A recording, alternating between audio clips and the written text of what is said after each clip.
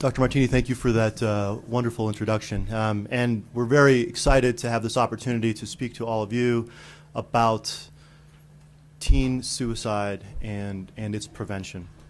So let me start off real quickly and go through a little bit of housekeeping for us. We have no conflicts to disclose for this presentation, and we're hoping to have the opportunity to address the gaps that we have in learning a little bit more about understanding teen suicide and understanding what we in our roles can do to impact this.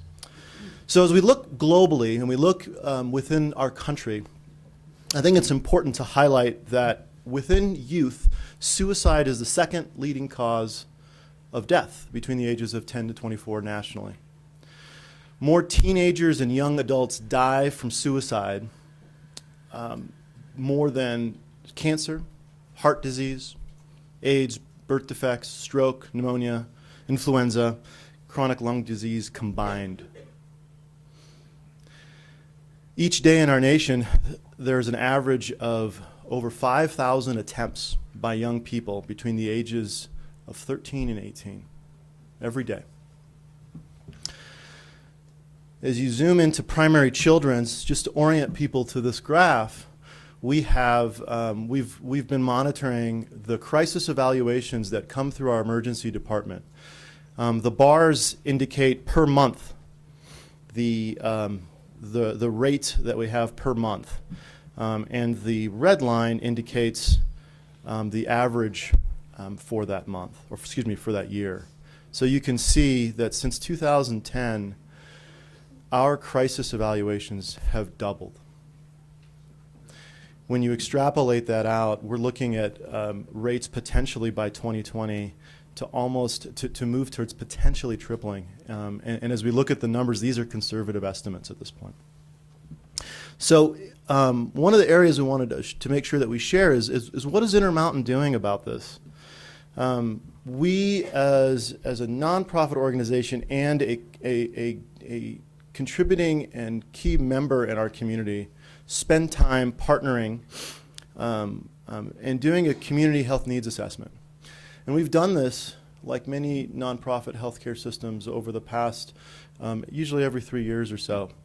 And what we found as we looked through and partnered with the Department of Health and partnered with Salt Lake Health Department, we found priorities that have come up. And the first three were prevention of prediabetes, addressing high blood pressure, and addressing, which many of you have heard, our real challenge that we have in prescription opioid misuse. The fourth area that's come up is depression. And it's come up over the last two community health needs assessment. And the challenge is that we really need to learn and understand further is what's going on, not only nationally, but what's going on in our community. So we had the opportunity to engage a group from Harvard that Intermountain has engaged with over the past 3 years or so, where we've engaged with their public, the School of Public Health, and we brought in individuals from that are doctorate candidate students, and we asked them a few questions to engage as really a third party, almost a consultative engagement, which was primarily from a community perspective as well as within the organization. And we asked them, prior to them entering, we asked them to review what are the best practices that are going on both nationally and internationally in suicide prevention.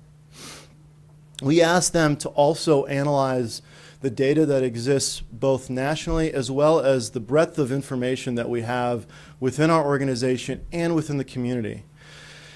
They came over the last 3 weeks and actually completed their report out back on January 20th. And they had an opportunity to dialogue not only with internal stakeholders within our organization and within relative organizations, but also within our communities, within schools, within faith-based communities. And we really had a chance to sort of have questions asked that I think needed to be asked and begin us on this journey of understanding what is it that we need to do from a community's perspective and what do we need to do from a healthcare perspective. So with that, I'll turn the time to Kim.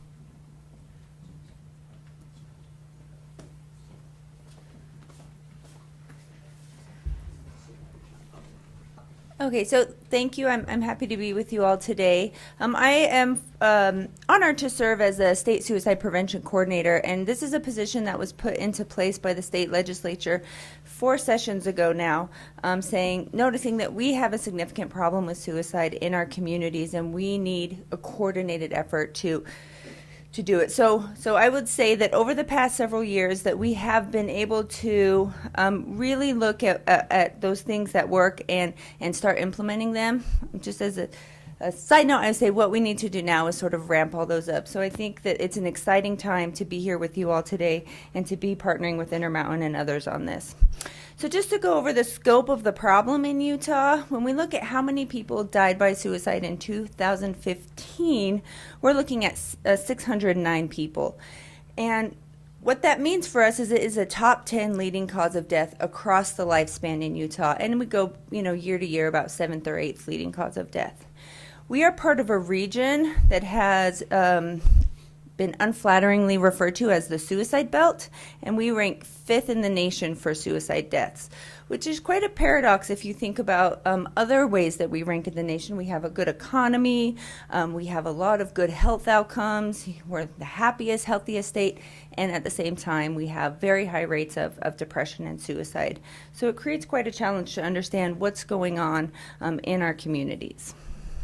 When we look at the relationship between health care and suicide risk, and a relationship I really think is opportunity here, we know that most people who die by suicide have a diagnosable mental health or substance use disorder problem, but we know most of them aren't in behavioral health care services.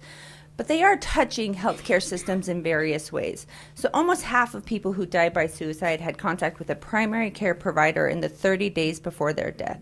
And they weren't necessarily coming in complaining of mental health care problems, but some of those underlying symptoms, things like pain and sleep problems and other chronic health diseases and things like that. Among older adults, it's 78%, so significant opportunity for intervention. And so about 20% had contact with mental health services, and another 22% had contact with an emergency department. So another place to really look at sort of what are our opportunities for catching those folks. When we look at young people in the state, I think it's, if we knew everything we knew about suicide from, say, the media, then we would think that of those 609 people who died by suicide, most of them were kids, because that's what we hear about the most. Unfortunately, it's not all kids. About 44 kids died by suicide in 2015, and clearly that's 44 too many. But we do know this is a lifespan issue, and one of the, I think, opportunities in sort of pediatrics and working with kids is that we also have an opportunity to interact with parents and the adults in their life. So there's sort of dual opportunity there. So when we look across the age span and when we break it down by sex, this is sort of what the suicide rates look like. So it's primarily 3 out of 4 people who die by suicide in our state are men in the middle ages or older adults. But that being said, as Tammer mentioned, suicide is the second leading cause of death for youth and young adults nationwide, but here in Utah it is the #1 leading cause of death. So while they don't represent the bulk of people who die by suicide, it is still the leading cause of death for our young people and something that we should be investing in their health and well-being.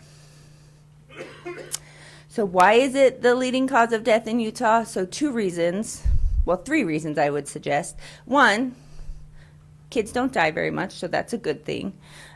2, motor vehicle accidents have always been the leading cause of death for youth, or for a long time have been the leading cause of death for young people, and those have gone down significantly. And the third, more troubling one, is that we have seen this significant increase in youth suicide. So when we look at what, again, was the leading cause of death for a long time, that blue line in motor vehicle crashes, we've seen significant decreases. And I think I really take this to heart and think this is a really important lesson for us in suicide prevention. What did we do to reduce motor vehicle crashes? It was a multifaceted approach that included community awareness, public awareness campaigns, 0 fatalities. We all get a nice chuckle at the signs as we drive down the freeway. but they're serious, and they're sending a very important message about safe driving. We have graduated driving privileges. We have safer cars. We have better trauma care when people do get in an accident. So I think looking across that really comprehensive approach of what we've done and how we've invested in reducing motor vehicle deaths is, again, a really important lesson and a roadmap for what we can do to reduce youth suicides and suicides across the lifespan. So while we do have this significant problem of youth suicide deaths, we also have a significant problem of suffering, thoughts of suicide, suicide attempts that are not fatal, and some of the research suggests that while we are going to have overlapping strategies for all of these issues, we might need some strategies for the different problems as well, to reduce levels of suicidal ideation, to reduce suicide attempts, and to reduce suicide deaths. We'll have overlap, but also separate strategies. So here we see that about 16% of students in grades 8, 10, and 12 reported that they had seriously considered suicide in the past 12 months. 13% had made a suicide plan, and 7% reported they had attempted suicide in the past 12 months. And these are not mutually exclusive. So again, we have a problem that's reaching many of our students, many of our young people, and so it's great to have these partnerships to address it. So we do need to have a comprehensive approach. We have, for anybody who's interested, a State Suicide Prevention Coalition that has been working on it. We have a State Suicide Prevention Plan. A new one was recently released that is comprehensive in its approach to in healthcare and communities, across the spectrum. And for healthcare, with the State Division of Substance Abuse and Mental Health, we have adopted the Zero Suicide Framework, which is a national framework that talks about 7 key features that we need to be thinking about in healthcare to reduce suicide rates. And they include things from culture change and leadership all the way down to evidence-based treatments, screening and assessment, and then data collection. So we're happy to be able to partner on this, and I will now turn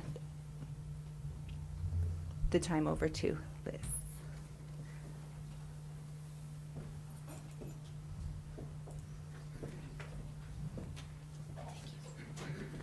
Good morning. I have props. So I'm the bridge presentation, really about connecting clinical to the community. And I'm really here because of the various hats that I wear. So I wear one hat as a clinician, and I'll talk a little bit about that experience. That's really why Lisa asked me to be here today. But I'm also the medical director for community health here at Intermountain and work with our community benefit team in areas of community health improvement. And although I'm a family medicine and sports medicine physician, really I'm an orthogynecologist. And, with emphasis on the iatrist, really. And as a sports medicine doctor, these are some of the patients that I see. And it's incredibly challenging. And I realized very quickly that in order to be successful in helping them to recover health, I need a team. And so I've been drawing this picture on napkins in my exam room. This is prop number 1. I've been drawing this picture on napkins in my exam room for more than 20 years. And what does it show us? It shows us that your team includes a physician, a mental health professional, in this case, a dietitian, and we do patient-centered care. I like to say I've been drawing this picture before we even talked about patient-centered care. And we have domains of responsibility, but there's a continuous line in terms of what we do, and we create the space to communicate with one another so we can develop cohesive, comprehensive treatment plans that really give the individual the healthcare hug. And this is what my team looked like a very long time ago, as we would, round on our patients. So I don't want to spend a lot of time on this. There are a lot of high-risk groups when we're talking about youth suicide. But, in the eating disorder space, which is, largely the world that I live in clinically, it's 80% of my clinical practice, as many of you in the room know. But the suicide rate, amongst those with anorexia is the highest of any psychiatric illness. Individuals with anorexia are 31 times more likely to make a fatal suicide attempt than the general population. It's the second most common cause of death for those with anorexia. Even those with bulimia are 8 times more likely to die by suicide than the general population, and a third of those women with bulimia will attempt suicide at least once And they also have high rates of non-suicidal self-injurious behaviors, and it's particularly true amongst adolescents. And for those of you who are caring for individuals who are affected by eating disorders, I just wanted to make you aware of our care process model that you can find on intermountain.net or at intermountainphysician.org. We also have some patient fact sheets for parents and for individuals. And if you are outside the Intermountain firewall, you can simply Google it, Intermountain Healthcare Eating Disorder, and it will pop up there as number 2 right there. And I would encourage you to take a look at it, and it will provide some really helpful information about how to prevent suicide and to treat people who are affected by eating disorders. So I think many of you in the room know Ann Amelia. She was one of our faculty members here for many years. She is now at the Eating Recovery Center in Denver. And she had a really recent publication on preventing suicide in patients with eating disorders. And I did just want to share this with you. And not so much just because it's specific to people with eating disorders, and I think it can translate to other conditions. And let me just share some of her quotes with you. It says, all patients should have a physician that knows their story and collaborates with the treatment team at every level of care due to the medical and psychiatric concerns associated. Relationships are fundamental to recovery. You know, and this is not the last time you're going to hear that in today's presentation. And I really love this line. We have to show up for our patients, you know, especially when they are suicidal, and remind them we can tolerate their despair and carry their hope even when they've lost all hope.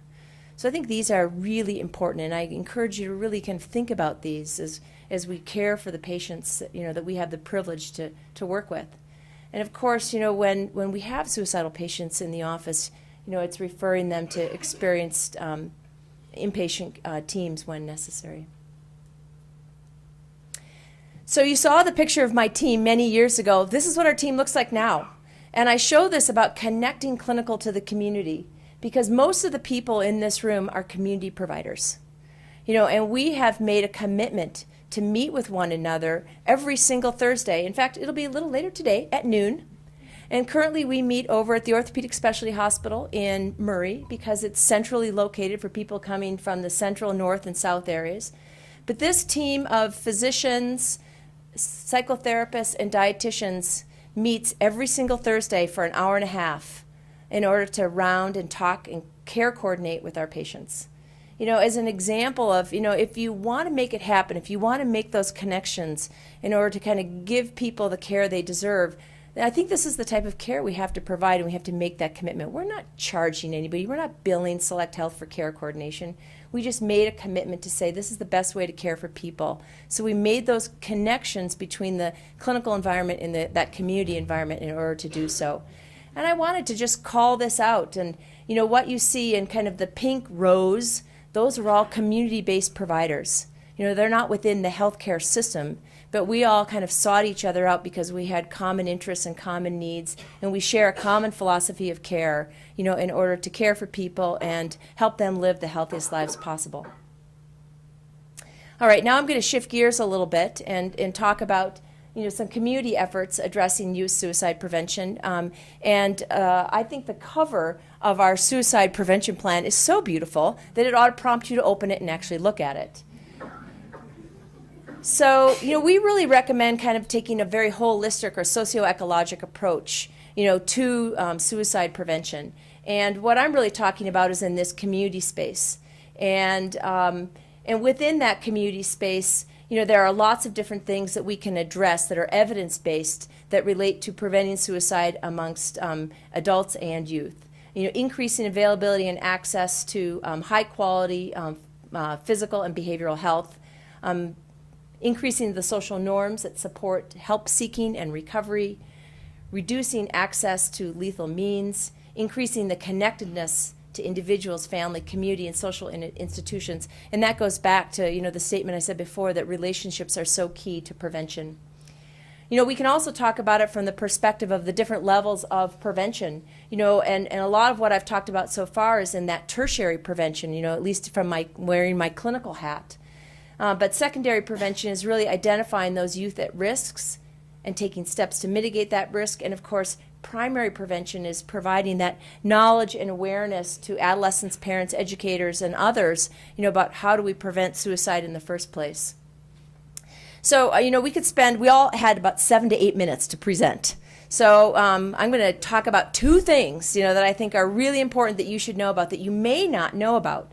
And one is Hope Squads. How many here in the room know about Hope Squads? Well, more hands than I expected. So I'm really glad. And there may be people in the room that know way more about them than I do.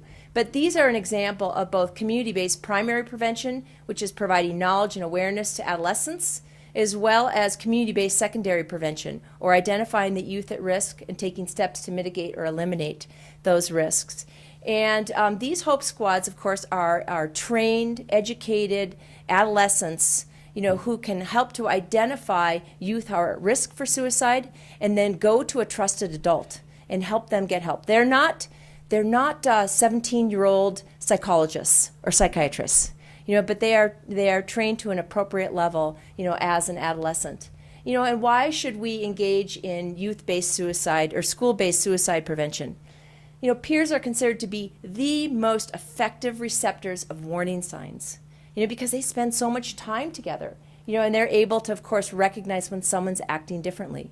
And I actually had an experience with that with my son and one of his best friends, who recognized that he was acting differently. 7 out of 10 adolescents experiencing depressive or suicidal thoughts will confide in a friend or a trusted peer before they approach an adult. These are really important. And very rarely will that friend or trusted peer actually reach out to an adult unless they receive appropriate training. So Hope Squads, HOPE is an acronym for Hold On, Persuade, and Empower. They are the eyes and ears of the school. These students are, as I mentioned, are trained to watch for these at-risk students, provide friendship, identify these warning signs, and seek help from adults. They are educated in terms of how to recognize those who may be contemplating suicide and then respectfully report that to an adult. And this is approved by the Utah State Office of Education as a suicide prevention program. I want to provide one more example before I turn the time over to Lisa, and that's really around community-based tertiary prevention. And this is my second prop. Do we ever go anywhere without our phones? Certainly our kids don't. And you can download the Safe Utah app. How many of you guys knew about the Safe Utah app? Good. All right. Well, if you don't have it on your phone, you might, because I think it's really easy when I'm talking about apps to my patients. If I actually grab my own phone and show it to them on my phone, and sometimes we go to the app store and we just download it right there in the room. And so download the Safe Utah app to your phone, take a look at it, and realize how to navigate it. And this is, it's a crisis intervention. It's a statewide service. It provides real-time crisis intervention to youth through texting with a confidential tip program. So again, it's hard to recommend apps if you yourself haven't kind of navigated it. So download it to your phone. You can get it on the App Store. And then it would be a great thing to do during, adolescent exams. So what a great example of connecting clinical to a community resource. But if you don't know about the resources, there's no way you can get them to the people that need it. And this is a picture of the Salt Lake Clinic in the upper left-hand corner. And, I think it's really important to realize that we don't prevent suicide in the office. We may talk about it, but where we have to prevent youth suicide is where people live, learn, work, play, and pray. And so we have to connect to all of those. And I shamelessly stole that line from Howard Coe. But Hope Squads are a great example of that. Don't forget to look at the Utah Suicide Prevention Plan. It's really a phenomenal resource. I think the last 3 pages are potentially the most important pages. And those are all the resources that are available in our community that we could potentially either connect to as professionals or connect our patients to in order to help them prevent and avoid suicide. So, Lisa, how are we doing on time? Okay, so this is a really great video that I think does a really nice job of effectively talking about, the connections between clinical and community. And it comes from the Circles for Hope and Hope for Utah webpage. We are living in a time when suicide is a chronic and an escalating concern.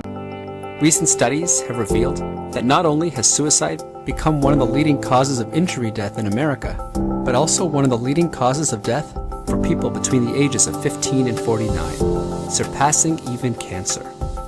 Can most suicides be prevented? The answer is yes. Individuals who are contemplating suicide frequently give warning signs of their distress.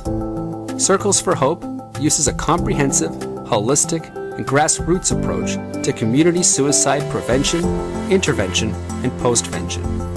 An African proverb says, "It takes an entire village to raise a child." Hope for Utah believes it takes an entire community to save one. Circles for Hope builds community connections by training adults to take an active role in suicide prevention. Community trainings are provided to understand warning signs and who is at risk, how to intervene, and where to go for help. Circles for Hope also creates essential partnerships with the local mental health agency, as irreplaceable resources are provided throughout the community. They are a critical part of a community crisis team, as people from all agencies work together and share information for the public good. Circles for Hope offers school programs and training for staff in suicide prevention, intervention, and postvention. Successful suicide prevention begins with education, and prevention is where the greatest energy should be focused. The goal is to train all school personnel to recognize warning signs, identify someone who needs help, where to access the help, and when to notify family. The schools also implement a peer-to-peer Hope Squad program, where students are nominated to become trained in suicide prevention. The impact of suicide is far-reaching and affects entire communities. When communities, mental health organizations, and schools work together to prevent suicide, the entire community is strengthened. Working together, there's hope that suicide can be prevented. For more information on suicide prevention, intervention, and postvention, visit hopeforutah.com. And I'd really encourage all of you to take a look at that. I think it will provide really tremendous resources for you as you care for your patients and help you better connect the clinical world with the community one. So thank you very much.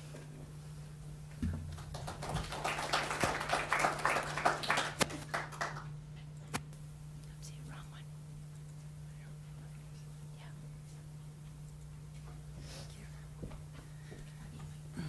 Yes. Your props back. All right, thank you. So I just wanted to, again, as we've kind of gone from this kind of global approach, getting more and more narrow, talk again about specifically what can we as healthcare providers do? What can we be doing in the pediatrician's office, in our pediatric cardiology clinic, in the emergency room, as we see these kids on these different levels, looking at both the tertiary, secondary, and primary prevention measures. So if we start at the top with the tertiary prevention efforts, really, how do we reduce the impact of an adverse situation? What do we do when we're faced with adolescents that are expressing suicidal ideation or that have presented here to our emergency room after a suicide attempt? How do we respond to that? There's certainly the Harvard students, as they did this project, were able to come up with some great opportunities that we have of things that we can continue to build on, looking at, first off looking, hey, are there ways that we can avoid some of these children coming into the emergency room? Because clearly the emergency room is not always the most ideal setting for a crisis evaluation. 60% of the kids that we see at primary children's emergency room for crisis evaluations, we send home. So perhaps there's these opportunities more upstream in the pediatrician's office, in the school, in the therapist's office, for interventions at that point that can help us have to avoid the emergency room altogether. And then once they are here and once we do evaluate them, there's some good evidence to suggest that there's interventions we can provide in the emergency room in terms of a warm handoff, in terms of appropriate follow-up care, and utilizing strategies like motivational interviewing that have been shown to be effective in helping ensure that follow-up takes place and that we're truly getting these kids to the right level of care that they need and that that's happening. There's really good evidence that robust safety plans are protective. And again, I'd make the caveat, this is very different than a suicide contract. Those have been proven to be not effective. There's no utility to having someone sign their name that they're going to keep themselves safe. That is not effective.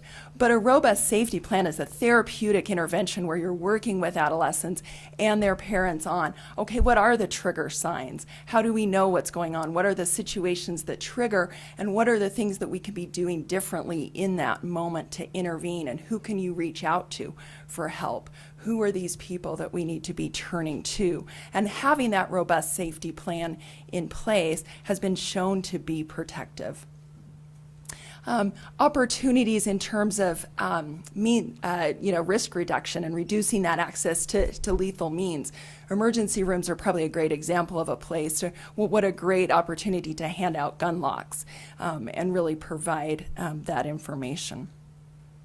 And then we look at, secondary prevention efforts. Again, what are the things that we can be doing to identify youth at risk and help mitigate some of those risks? Like Kim referred to in her slides, almost half of individuals that ended up dying by suicide had visited a primary care physician within 4 weeks. So we are seeing these kids in our clinics, and how do we effectively screen and recognize psychiatric illness and start treating it? Another study looked at that about 90% of depressed youth that completed suicide were not treated for their depression at the time of their suicide. So we need to recognize depression and treat it, and we've got a lot of great tools out there. We've got great screening tools, the PHQ-9 or the PHQ-A for adolescents probably being one of them, that we can effectively screen for depression in adolescents. And we've got all sorts of guidelines about the primary care treatment for adolescent depression to help guide our treatment in an evidenced way that we can be treating depression. We can be screening and looking for, eating disorders and these other high-risk populations. And just in general, knowing what the risk factors for suicide are and looking for those and actively screening those in our patients. We have tools now, and I'll get to one in a minute, that can really help us assess the severity of a suicidal ideation.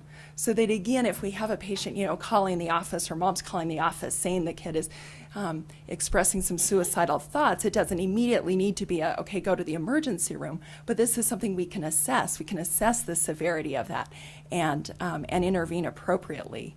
Again, pediatricians' offices, fantastic opportunity to provide this anticipatory guidance about limiting access to lethal means for suicide.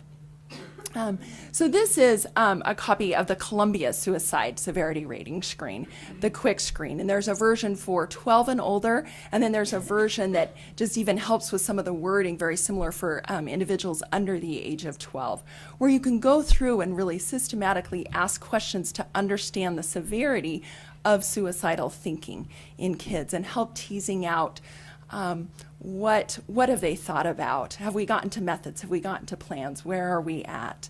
And then Intermountain has a fantastic care process model that takes you through, again, based on the results of those 6 questions that are being asked. Is this an individual at low risk, moderate risk, or high risk? And how might we want to proceed accordingly? So again, if it's low risk, we can hook them up with appropriate resources, see them back in clinic. Versus if it's high risk, they probably need an inpatient psychiatric stabilization. And then on the primary prevention level, again, how do we just better educate our patients, their communities, these sorts of things? We can provide that anticipatory guidance, right? As pediatricians, that's what we do regarding suicide prevention, regarding mental illness. What a great opportunity to help destigmatize so much around mental illness and just make this part of your health care. That, of course, this is something we talk about in the primary care setting. We can advocate. As physicians, we have powerful voices in the community to advocate for policies that are going to restrict access to lethal means and participate in a lot of these community suicide prevention strategies that have been talked about, and ultimately really advocating to remove so many of those barriers that keep our patients from accessing the mental health services that they need. And so with that, I'm now pleased to turn the time over to Taryn. Well, good morning. Last the best of all the game. Ha! Just kidding.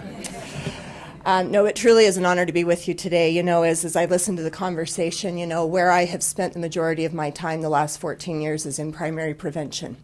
You know, this last year alone, I facilitated 52 trainings in our communities to families, to parents, to teachers, to doctors, to military, whoever the hell would listen to me, I talked to. And I do that because it's important, because we need to share our voices and we need to be heard. And this is a picture of an interview that I did with our local paper. I live down in Utah County, where this woman came and interviewed me and said, "Tell me your story." And as I sat there and shared with her, you know, a little bit of my own journey as to why I became involved, you know, I opened up. Quite honestly, I might add. You know, as an 8-year-old little girl, I was baptized and shortly thereafter began being sexually abused. And my first thoughts of suicide were prevalent at the age of 8. Meaning nobody said the words to me. I knew I did not want to be on this earth because I couldn't bear the pain that was inside my heart and my soul for what I was experiencing. And I didn't know who to tell. My first attempt happened when I was 12. I was hospitalized, thank goodness. And in that hospitalization, I opened up and I shared what had been happening to me sexually. And then unfortunately, you know, my sweet little family just didn't know what to do with that information either. My mom's best advice was, well, we're going to forget about it and move on. You know, I couldn't do that. So I share that because I think of all the places and parts of my life that I touched where other people could have helped me have that conversation. In fact, the one woman that transformed my life was my French teacher in 8th grade when I was 14 years old, who saw the cuts on my arm because I needed somebody to know how bad I was hurting. And it was in her asking me, "Tell me about your arm," I opened up. And boy, she probably wishes I would have stayed quiet because she heard more than she needed. But, you know, that conversation gave me a space, you know, a space to talk. You know, my father did die by suicide. He survived multiple attempts. And when he did die, you know, he did visit the emergency room the day before his death and filled the prescriptions that he used to end his own life. You know, was taking 30 Ambien a day the 2 weeks leading up to his death, and was given those prescriptions willingly by doctors that didn't know or maybe just didn't ask the right questions. So you guys, as we talk today, you know, it is important for me to hopefully instill in you again the power that you can have. Because as we look at suicide, we need to change the conversation. You know, this is a health issue. Notice it doesn't say up there it's a sin. It doesn't say it's a crime. It doesn't even say it's a choice. And I think that's important.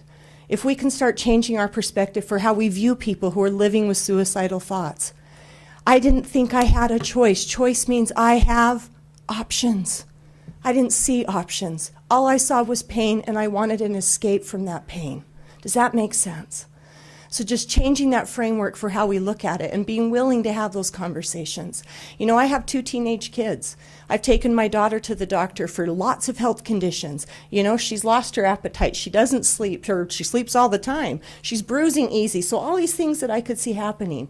And I was so grateful that after every test they ran and eliminated every other possibility, he said, "Let's talk about your brain. Tell me about what your brain's been telling you the last few weeks. What kind of conversations does it have with you?" And I sat there, little tears running down my face, like, he's asking her about depression. Yes. And I'm grateful for that. Because on the same note, I took my son, who lives with severe anxiety, to our pediatrician, knowing what was going on with him and waited for him to ask, and he never did. I've asked my son if he's suicidal, but what if he won't tell me because I'm mom? What if he might tell you because you're different? Because he's not worried about hurting your feelings, or he's not worried about what your reaction's going to be. You know, you might have that opportunity to have a conversation that I couldn't have. So I know that we can prevent suicide, but it takes all of us. You know, it takes all of these approaches. It takes all of the communities being trained. I love the fact that we have the Hope Squads, but that's not it in and of itself either. My daughter participated in that program in our school. And why that program was implemented, unfortunately, in my community was a reaction. We talk about upstream. That's where we need to start. We need to start now, instead of waiting until we lose more people to then get, you know, going on something. And I'll end with this story because this story taught me a powerful lesson. A couple years ago at our junior high school, we did have a death by suicide, a 13-year-old boy who ended his life. That young man showed up to school that morning, gave away his magic cards, his most favorite thing. His friends asked, "Why are you giving these to me?" "Because I don't need them anymore." "What do you mean?" "I'm moving." "You're moving? Where are you moving?" "Heaven." This is a 13-year-old boy who said this to other 13-year-old kids. Do you think those kids had any idea that that was something to go, No, they just looked at him like, well, that was weird, sweet. Thanks for your magic cards. That young man went home and died by suicide. When I showed up the next morning at the junior high school to be of support because it was chaos, I walk in and I see another young man sitting in our office, probably weighed about 300 pounds, sobbing his eyes out. I look. Nobody's doing anything. I walk over, and as I walk up to this young man and I get down in front of him, I say, "I know you don't know me, but could I give you a hug?" And of course he says, "Yeah." And as I put my arms around him, the words he sobs, "Who's going to sit by me on the bus?" Tyler was the only one who sat by me on the bus. Who's going to sit by me on the bus? If we as people discount the power we have to just interact, human relationships, and connect, we're missing a huge opportunity. Just saying hi, just giving a smile.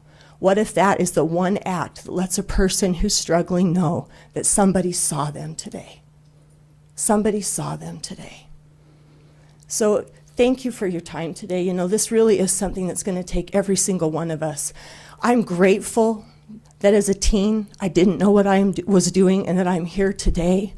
You know, I do this work because of the loss that I felt and the own experience I have, but I know it's important that every one of us take a part. So you being here today is you taking a part. So thank you so much. I appreciate your time.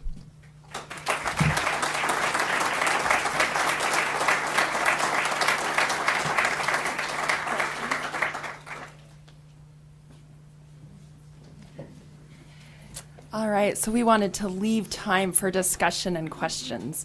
So please, please ask. I'd like to surround my teenagers with a community of kids and adults, pretty much everybody, who understands suicide and knows how to prevent it. How can we expand what's being done to everybody?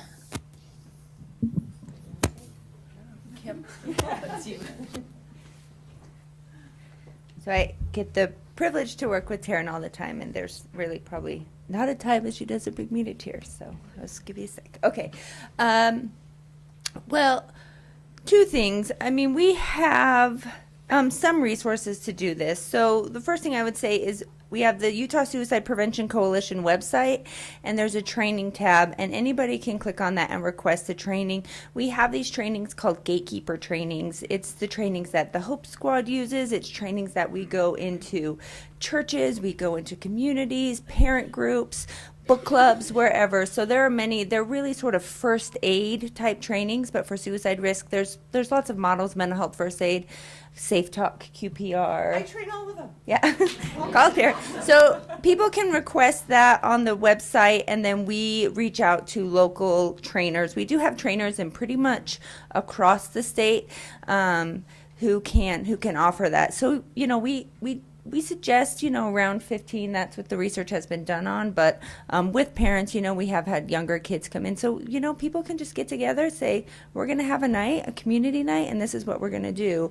Or we're going to bring it to our church, or whatever it might look like. So that's one way. But I do think it needs to ramp up and to, get more resources behind it, whether it's from a state legislative level, whether it's from county, local communities, foundations, nonprofits, healthcare systems. We all need to sort of, I think, be, have skin in the game.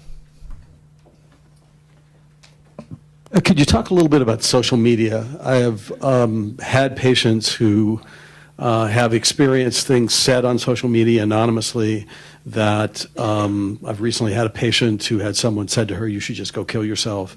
And it's one of the new stressors, I think, in the last 5 to 10 years that's developed around this. And I wonder if you could talk a little bit about that. Of course, I have an opinion. No, I think, social media is a huge, huge challenge for us and opportunity. And as we view, because I troll social media mostly because I like to see what my kids are up to, but when you observe those comments, when you see people that reach out, because we tell you we're struggling because we need you to recognize that we need help. Commenting, social media, Facebook, Instagram, both now have those tools that you can actually report suicidal comments, or things that you're concerned about to at least have them be followed up on. I always message the person and say, hey, your post has me concerned. I'm wondering if you're doing okay. Are you thinking about suicide? Providing the lifeline, providing a support, providing a resource. But absolutely, this is a new animal because kids are using it as a means of bullying. We've had Facebook live streams of people taking their lives, and this is unacceptable. And we know that this is the world we live in today. So the more vigilant we can be in teaching our kids internet safety, being aware as to what they're looking at, what sites they're going to, I just think is key. Does that help? I want to add one thing to that. This is my new soapbox. I don't even know what a soapbox is, but I hear it. Also, besides monitoring, and we need to do intense monitoring of our children's internet and social media use, but I think it's very important, and as pediatricians here, I think I would get a lot of agreement that we need to protect our children's sleep time. And I think that means having maybe a family box where all of our phones or gadgets go in 9 o'clock at night, whatever it might be, because I think those times in the night when kids are up there on social media and can never have a break from bullying or never have a break from negative news or whatever it might be, I think that's really unhealthy and interferes with sleep. So I think that, that's another piece we could do is education. So I have a clinic of primary adolescents. I'm a pediatric rheumatologist, and recently I had 2 patients inpatient, an inpatient hospitalization for suicide, and it's been really hard. And I feel like we're not doing enough, but it's hard because they live in 4 or 5 different states. They come from very far. We only have a half hour. We have social workers, and they do come to us because we see them so often, but I feel like I'm lacking. I'm very good at knowing that there's a problem, but it's like taking it to that next step of actually helping them. And I know that there's not as much resources to get them into psychiatry or into social work. And I feel like I need more training in that next step, not figuring out if they're suicidal or they have depression, but getting them to that next step before they can get to the psychiatrist, which takes 3 to 6 months or, and I know you do everything you can, Lisa, and you are absolutely amazing. We so appreciate you and everybody, but I would like help with that next step. Yes, no, I would just agree. I mean, that absolutely. We have huge barriers to accessing behavioral health services in our community, and I would say nationally as well. There are huge insurance barriers. There are, anyway, yes, I could go off on a soapbox for quite some time about all the barriers that there are that we need to start figuring out ways to overcoming. There are certainly, ways to start some of the strategies that we're trying, certainly Intermountain through their Intermountain Mental Health Integration Program, trying to help primary care practices become much more comfortable managing a lot of mental health needs so that theoretically you can, free up those few child psychiatry resources for the severely mentally ill sort of thing. But giving those resources in the community engagements of how do we hook get patients into the right level of care quickly. Yeah, I'm just going to add that, we started out with our eating disorder team of a team of 3. One family physician, one mental health provider, one dietitian. Working together. We found each other because we had that same common need of, it's really challenging to help people in the healthcare system who have mental health conditions. And now we're a team of 16. And it was, again, just reaching out and finding people and creating that team. And I know that, when I had, as I was telling Lisa earlier today, when I had a suicidal 16-year-old boy in my office yesterday, I knew exactly who to call. Because I've created that network myself professionally. And it's great to have mental health integration in our clinics, when we have that resource. But I think we also, all personally as providers, have to try and create those community networks. Who are the people? You have to seek them out. I have to know their phone numbers. I write them down on a napkin. I hand it to the person, and I get on the phone and call and say, this person is going to be calling you. When they know that as part of our professional network, when I call, they see. When they call me, I see. And I think that has been, those we talk about how important relationships are, and certainly it's our relationship with the patient and the family, but it's also the relationship that we have professionally with our colleagues that, when, it's hitting the fan, as the saying goes, we know we can call them and they're going to step up, for the patient. So I would just really encourage you too, as we try and help these people, that we really think like a team and act like a team and identify those resources in our communities. And I would just add, just to bridge those two concepts, the mental health integration model is really, although it's focused in primary care, the model in and of itself is really to increase the capacity of a provider to understand and to work with those conditions, and also to create that network that Liz is speaking to. I also think that there's a great deal of work in sort of taking a look.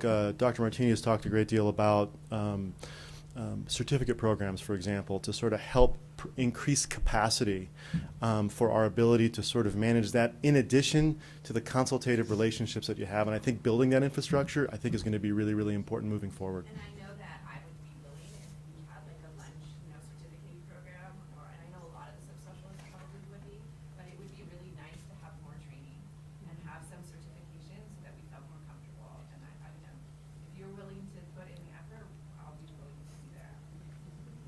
Appreciate that. I appreciated your comment about anorexia and bulimia 31 times, 8 times. So as a primary care provider, I'd be interested in red flags with respect to divorce, foster care, homelessness, failing school, LGBTQI issues, and what would be the rank order red flag list for that? So I think the best answer to that is it's when we have multiple red flags, right? When we have all of the, multiple risk things interacting, that's when we sort of need to pay attention. The problem with risk factors is that a lot of us experience risk factors and never go on to have any certain condition. So while they can be good guidance, the only way that we really know the level of suffering someone is experiencing is when we ask them and talk to them about it. So it's important to pay attention to risk factors, and that might guide your policy on screening. But in and of themselves, there are people who have tremendous amounts of trauma who are incredibly resilient and healthy and live well. And there are people, on the opposite side of the thing. So one of the things I think to pay attention to is adverse childhood experiences. I think that's an important thing that can guide. We know people who score 7 on the adverse childhood experiences scale or more are 5,200 times more likely to die by suicide. So I think those are things that could be a constant thing to be assessing and intervening in and providing support for. But really it is sort of the more risk factors we see, the more the higher the level of risk generally is. And also, what's the community reaction? What's the family reaction to those risk factors? So if somebody's being abused, are we talking about it? Are we wrapping the kid around in supports? If somebody comes out as queer, are we rejecting them, or are we saying we love you not in spite of it, but because of it? You know, when we have the different kinds of reactions, those help mitigate or increase risk. So I just this last week had a patient that I asked the questions and I got yeses for suicidal thoughts with a plan. And I did not know what to do with that patient other than walk them to the emergency room. And I agree that that's probably not the optimal place for a crisis eval, but what else is there? Especially if I'm based here at Riverton. What else is there? So that's a fantastic question, and I would say right now at this very moment, I think that's probably the best option to do, is walk them to the emergency room. I think we're continuing to try and grow, and again, I think this speaks to, you know, both Sarah's comment and Steve, the need for, yes, we need to increase education. And so we need to increase that education and come up with the strategies of, you know, are there ways that, you know, and what would it take to put those strategies in your clinic so that we could come up with the ability to safety plan in that, you know, in that visit and get them an appointment in the next couple days. But we're not there yet. We need to work towards that. And working in the emergency department, I can tell you that we have processes in place to immediately get their phones away from them. Any, you know, knives or anything that they could hurt themselves with, we put them on a one-to-one. We get a social worker right in there. So we have the infrastructure in place to react at that moment. So I think that's the best thing to do. I would agree. Thanks. My name is Rob Davies. I'm the GME Wellness Director, and I just wanted to make a comment more than a question. That is, there's another population that's at risk, and that's us as physicians. So physicians have a higher suicide and depression rate than the general population as well. So a lot of the information we're getting applies to ourselves and developing a community that is also responsive to that. So.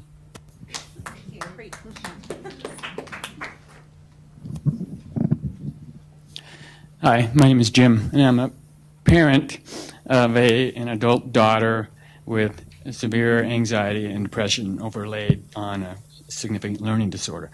And it seems to me that the focus on suicide is perhaps a little misplaced. That is, it's a marker that's important, and it's an easy marker to measure, but, and I suspect we would all agree, that what we really need to get at is the underlying conditions that are leading to suicide.